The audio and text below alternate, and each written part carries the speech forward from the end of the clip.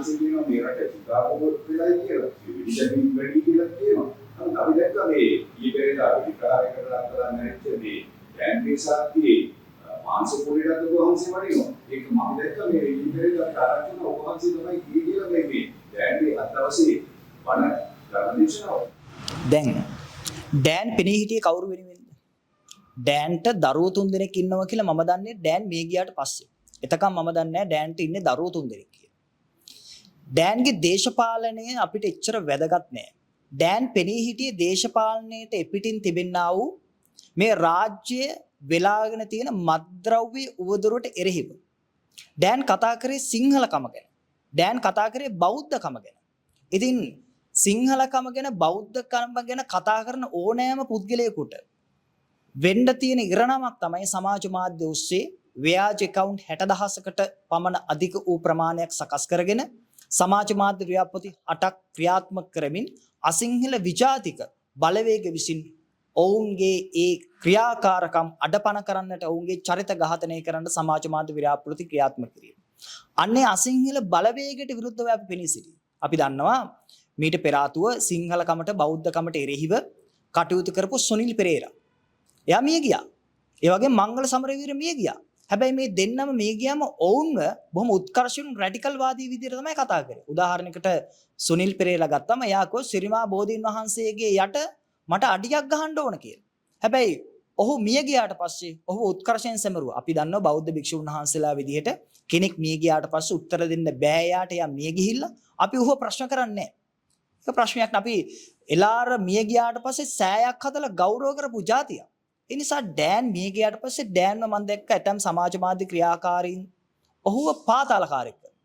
අපේ රටේ පාතාලයක් තියෙනවා නම් යම් කෙනෙක් පාතාල ක්‍රියාකාරකම් වල නියලා ඉන්නවා කියලා කියනවා නම් ඒ සඳහා තියෙනවා රටක අධිකරණයක්. උත්තරීතර අධිකරණයෙන් වරදකාරයෙක් බවට පත්වෙච්ච පුද්ගලයෙක්ට විතරයි අපිට කියන්න පුළුවන් ඔහු පාතාලකාරයෙක් කියලා. ඩෑන් කිසිදු මනුෂ්‍ය ඝාතනයක් සිද්ධ කළා නැහැ. දැන් කිසිම ආකාරයක මද්ද්‍රව්‍ය ජාවාරම්කාරයෙක් විදිහට හංගඩු ගහලා නැහැ. මේ සමාජ මාධ්‍යයෙන් කොහොමද කියන්නේ කෙනෙක් මද්ද්‍රව්‍ය ජාවාරම්කාරයෙක් කියලා? ඔබ වහන්සේ ඉන්දියා අරගලේ කාලේ යම් කිසි පුරාවන්තර බණ්ඩාරනායක ප්‍රතිමාව කවදම ඔබ වහන්සේ අරගලේදී වැඩලා ඉති. නමුත් අවුගේ කාලේදී ඊට පස්සේ ඩෑඩ් එනවා පොල්ලමුත් කරන අරගලේ ග්‍රීස්වලට පහර දෙන්න. මේක හරියද? අපි කිසිසේත්ම ප්‍රචණ්ඩත්වයේ සුදුසුයි කියලා කියන්නේ. ඒක පක්ෂ වුණත් විපක්ෂ වුණත් ඩෑන් ගුණත් එම් ප්‍රචණ්ඩකාරී හැසිරීම අපි අනුමත කරන්නේ නැහැ. හැබැයි ඩෑන් ගැන එහෙම කතා කරන්නේ කවුද? ඒක තමයි මම කියන්නේ. ඩෑන්ට විරුද්ධව කතා කරන්නේ කවුද ඔය? ඔය කතා කරන්නේ මේ වත්මන් ආණ්ඩුව විනියෝජනය කරන අයනේ. ඒතර වත්මන් ආණ්ඩුවේ අතීත ක්‍රියාකාරකම් ඊතරම් පාරිශුද්ධද? වත්මන් ආණ්ඩුවේ ක්‍රියාකාරකම් දිස බැලුවට පස්සේ ඔවුන් විදුහල්පතිවරුන් කපලා දාලා බෙල්ල කපලා ඉස්කෝලේ වැටේ ගැහුවා. පක්ෂයේ ඩෑන් සිද්ධ කරෙත් දේශපාලන පක්ෂ. මං ඩෑන්ගේ සියලු ක්‍රියාකාරකම් අනුමත කරන්නේ නැහැ. ප්‍රචණ්ඩත්වයේ කිසිසේත් අනුමත කරන්නේ නැහැ. නමුත් ජනතා විමුක්ති පෙරමුණේ ලාල් කාන්ත මහත්තයා කියනවා නම් අපි පක්ෂයේ වෙනුවෙන් ට්‍රාන්ස්ෆෝමර් පිපුරුවා තමයි. ඔත්තු දෙන එක මැරුවා තමයි. එහෙම කරනවා කියලා කියනවා නම් ඩෑන් පොල්ලක් කරගෙන ආව විතරයි. මම කියන්නේ මේ දෙක සංසන්දනය කරලා කතා කරනවා නම්. ඒ කියන්නේ යම් කෙනෙකුට දේශපාලන පක්ෂයක මතයක් දරන අයිතියක් තියෙනවා. ඒ අයිතිය වෙනුවෙන් ඔහු පෙනී ඉන්නවා. හැබැයි අපි කිසිසේත් ප්‍රචණ්ඩත්වයේ කිසිසේත්ම අපි අනුමත කරන්නේ නැහැ. හැබැයි මේ ප්‍රශ්න කරන පිරිස් ඊට වඩා දැවැන්ත මනුෂ්‍ය ඝාතන සිද්ධ කරපු කෙනෙක්. ඩෑන් කියලා කියන්නේ මනුෂ්‍ය ඝාතන සිද්ධ කරපු කෙනෙක් නෙවෙයි. ඔහු පෙනී සිටියේ මේ රාජ්‍ය වෙලාගෙන තිබෙනා වූ මද්ද්‍රව්‍ය ජාවාරමට එරෙහිව. ඒ වගේම තමයි ඩෑන්ගේ මල්ලි ඝාතනය වෙන්නේ. ඩෑන්ගේ මල්ලි ඝාතනය වුණාට පස්සේ ඒක පිටිපස්සේ තියෙන්නේ මද්ද්‍රව්‍ය ජාවාරම කියලා දැනගත්තු නිසා තමයි ඩෑන් මද්ද්‍රව්‍ය ජාවාරම්කාරයන්ට එරෙහිව පෙනී සිටින්නේ. මේ ජාතික මතවාදයේ කතා කරන සිංහලකම් වෙනුවෙන් පෙනී සිටින පුද්ගලයින්ව මද්ද්‍රව්‍ය ජාවාරම්කාරයන්ට මරා දමන්න පුළුවන් නම් දේශපාලනික බිල්ලක් වශයෙන් බිලිගන්න පුළුවන් නම් අනාගතයේදී ජාතික ජනබලවේගයට ජනතා විමුක්ති පෙරමුණට එරෙහිව කතා කරන සියල්ලන් මරා දමනකම් මේ ආණ්ඩුව නිහඬ විඳීම. ඒතර ඔබට මට ඊළඟට වෙඩි උණ්ඩේ එල්ල වේවි.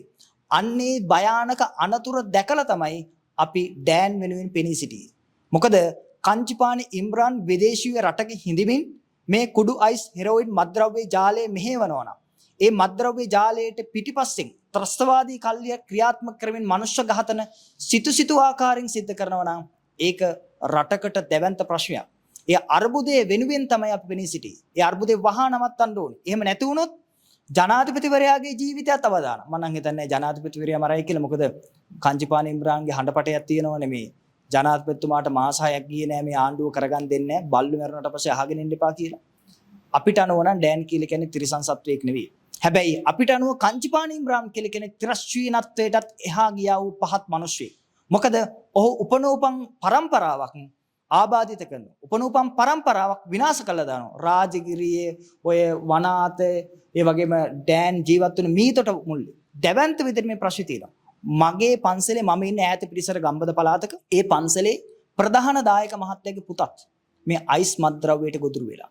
ඔහු මාත් එක්ක හඬමින් කියන අනේ හාමුදුරනේ මම පුංචි කාලේ ඉඳන් මගේ දරුවා හැදුවේ මහා ධනවතෙක් කරන්න. බලන්න මට මේ සියලු වේදනාවන් ගෙන දෙන්නේ මේ මත්ද්‍රව්‍ය නිසා. මං ජනාධිපති වෙන්න අනුර කුමාර දිසානායක මහත්මයාට ඡන්දය ලබා දුන්නේ මත්ද්‍රව්‍ය ඕදුර නැති කරනවා කියපින්දා. නමුත් අවසානයේදී මගේ දරුවත් ඒට ගොදුරු වුණා. අවසානයේදී මම විදේශීය රටක ඉන්න මිත්‍රයෙක් එක්ක කතා කරලා ඔහු පුනරුත්ථාපනය කළා. ඔහුව නැවත සකස් කරගන්න සාකච්ඡා කරා. නමුත් අවාසනාවකට දින දෙකකට පස්සේ ඔහුව අත්අඩංගුවට ගන්නවා තවත් මත්ද්‍රව්‍යයක. මම කියන්නේ මේ මිනිස්සු වෙනුවෙන් තමයි ඒ අහිංසක දෙමාපියන්ගේ කඳුළු වෙනුවෙන් තමයි ඩෑන් පෙනී සිටියේ. ඔහු ප්‍රසිද්ධිය කියලා උද්ඝෝෂණය කරා. ඉතින් ඒ උද්ඝෝෂණය කිරීම ඔහු මරාදාන්තරම් වරදක්. මොකද කංජිපානි ඉම්රාන්ට විරුද්ධව කතා කරේ ඩෑන් විතරක් නෙවෙයි. කංජිපානි ඉම්රාන්ට විරුද්ධව පොලිස් නිලධාරීන් කතා කරා. තව සමාජ මාධ්‍ය ක්‍රියාකාරීන් කතා කරා. එහෙනම් සිංහලකම බෞද්ධකම වෙනුවෙන් පෙනී හිටපු ඩෑන් පමණක් කංජිපානි ඉම්රාන්ගේ බිල්ලක් වෙනවා නම් ඒ කංජිපාන ඉම්රාන් හඬපටයකින් කියනවා නම් ආණ්ඩුවට කරගෙන යන්න දෙන්නේ ඒ නිසා තමයි ඩෑන්ව මැරුවේ කියලා. අන්න එතන ප්‍රශ්නයක් නැද්ද? ඩෑන්ගෙන් මේක නවතින්නේ නැහැ. ඩෑන්ගෙන් මේක නවතිනවා නම් අපිට ප්‍රශ්නයක්වත් නැහැ. හැබැයි අනාගතයේදී සිංහලකම් බෞද්ධකම් වෙනුවෙන් යම් කෙනෙක් පෙනී හිටියොත්, මත්ද්‍රව්‍ය ජාලයට එරෙහිව යම් කෙනෙක් පෙනී හිටියොත්, ඔහුගේ ඉරණමත් මෙවන් වූ ඛේද වාචකයකින් නිමා වෙනවා නම් අපිට කවදාවත් මේ රට මත්ද්‍රව්‍යෙන් තොර දේශයක් බවට පත් කරන්න බෑ. ඒ නිසා ඒ ජනඝාතනයන්ට එරෙහිව ඒ සිංහලකම් බෞද්ධකමට කරන්නා වූ අත්නොමැතික පහර දීමට එරෙහිව තමයි මන් ඩෑන් වෙනුවෙන් පෙනී හිටියේ. එහෙම නැතුව වෙන කිසිදු පුද්ගලික පටු ලාභයක් අපේක්ෂාවෙන් නෙවෙයි. වහන්සේ විශේෂයෙන් වනවාසීව වැඩ වාසය කරන විසුන් වහන්සේ වහන්සේ දන්නවා බෞද්ධයන්ගේ අරමුණ මොනවාද කියන්නේ. දැන් බෞද්ධ දවස්වල කොහොම උද අවස්ථාවක් බෞද්ධයන්ට යොමුනා සදා වහන්සේ වැඩ පුදා ගන්න. නමුත් යම් ප්‍රශ්න ඇති වුණා. මේක රජයේ විසින් කරපු උද චේතනාවකින් කරපු දෙයක්. අයි මේකට සමානකයි විරුද්ධයි. අපි ලෞතර බුදුරජාන් වහන්සේගේ වාම දළදා වහන්සේ සලකන්නේ ලංකාවේ මුදුන් මල්කඩ විදියට. උන්වහන්සේ අපිට දකින්න තියෙන ජීවමාන මෙම දන් ධාතුන් වහන්සේ ඇතුළු සර්වජ ධාතුන් වහන්සේලා දැකපුදා වන්දනාමාන කිරීම. ඒ යම් කෙනෙක් දැකුම් මංගල්‍යයක් සිද්ධ කරනවා නම් අපිට ගෞරව කරනවා. ඒ අපේ සාදු සිතින් අනුමෝදන් වෙනවා.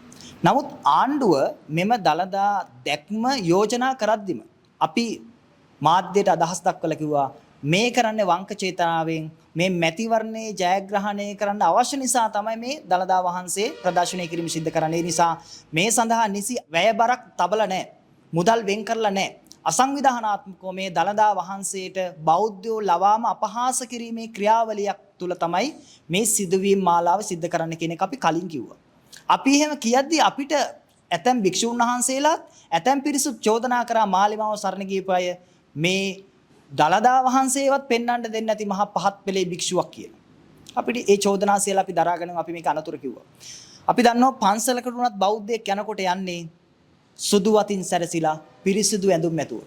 නමුත් දළදා වහන්සේ වන්දනා කරන්න ගිය මිනිස්සු අවසානයේදී අසූචි බෑග් වල දාලා තැන් තැන් වල විසිකරන මට්ටමටපත් වුණා. මුත්‍රා බෝතල් වල පුරවල තැන් තැන් වල විසිකරන තත්ත්වයටපත් වුණා.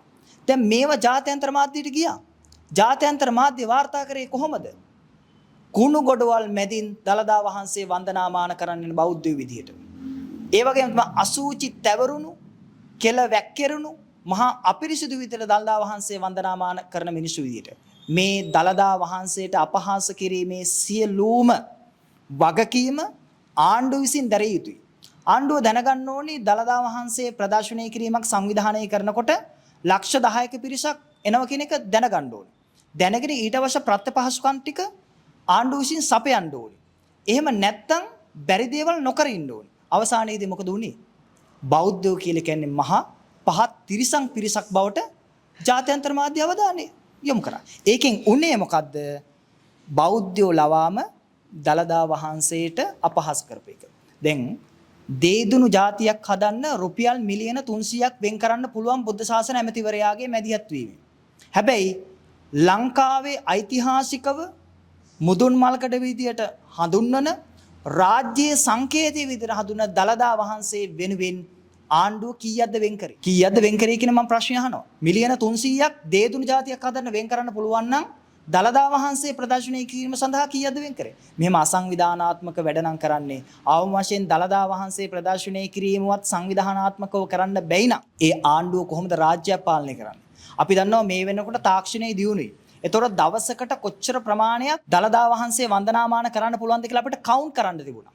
ඊට පස්සේ QR කේතයක් ඉදිරිපත් කළා නවීන තාක්ෂණයේ මත පදනම් වෙලා ප්‍රාදේශීය ලේකම් හරහා හෝ එහෙම නැත්නම් විහාරස්ථාන හරහා හෝ අපිට බෙදා හරින්න තුන මෙන්න මෙච්චර ප්‍රමාණයක් මෙන්න මේ දිනේ දෙන්න කියලා.